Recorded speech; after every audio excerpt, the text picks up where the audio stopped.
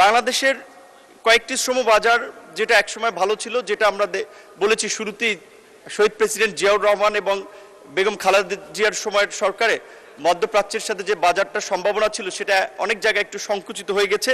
সেগুলো আবার রিওপেন করার জন্য এবং বিস্তৃতি করার জন্য সরকারের পক্ষ থেকে পরিকল্পনা করা হয়েছে। তারই অংশ হিসেবে ওমান, মালয়েশিয়া, বাহরাইন এই সমস্ত দেশে কূটনৈতিক প্রচেষ্টা অব্যাহত আছে। বাংলাদেশের অন্যতম প্রধান শ্রমবাজার সৌদি আরব, কুয়েত, কাতার, রোমানিয়া, সিশেলস, পর্তুগাল সহ বিভিন্ন দেশে কর্মী প্রেরণ করা হচ্ছে। বাংলাদেশ হতে কর্মী প্রেরণে 28টি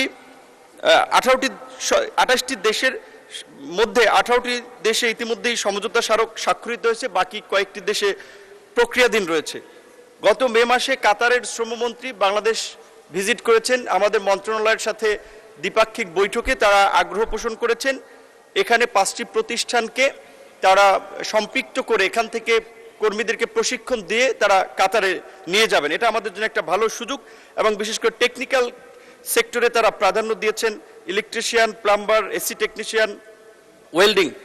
দক্ষিণ কোরিয়ার আপনার 2টি কাউন্টির সাথে আমাদের নতুন 2টো এমইউ হয়েছে, যার ফলে ওখানে মৌসুমি কর্মীর যাওয়ার একটা সম্ভাবনা তৈরি হয়েছে।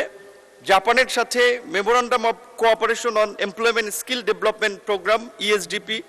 ওমানের সাথে চুক্তি স্বাক্ষরের জন্য 28 এপ্রিল আমাদের এখান থেকে খসড়া পাঠানো হয়েছে। থাইল্যান্ডের সাথে আপনার এমইউ স্বাক্ষরের জন্য আমাদের এখান থেকে খসড়া পাঠানো হয়েছে। এছাড়া Serbia, north Macedonia, Romania, Greece সহ ইউরোপের কিছু দেশে আমাদের বাংলাদেশের কর্মীদের ব্যাপক চাহিদা থাকলেও সেখানে ভিসা সেন্টার না থাকার ফলে আমাদের বাংলাদেশিদেরকে দিল্লি যে ভিসা নিতে হচ্ছে। ভারতের সাথে রাজনৈতিক সম্পর্কের টানপোড়েনে এখন ভিসা পাওয়া খুব ডিফিকাল্ট হচ্ছে, যার ফলে আমরা আমাদের কর্মীদের এই যে আক্ষেপ, তাদের পাঠানো ভিসা পায় বাট দিল্লি থেকে তাদের আপনার ফিঙ্গারপ্রিন্ট সম্পন্ন না করার ফলে ওই সমস্ত দেশে যেতে পারছে না। সেক্ষেত্রে আমাদের মন্ত্রণালয় থেকে এটি পররাষ্ট্র মন্ত্রণালয় দেখভাল করে থাকে, তাদের মাধ্যমে অনুরোধ করা হয়েছে যে ওই সমস্ত দেশগুলো যেন আমাদের ঢাকায় অন্তত সপ্তাহে কিংবা মাসে একটা নির্দিষ্ট দিনে এসে কনসুলার সেবা দেয়।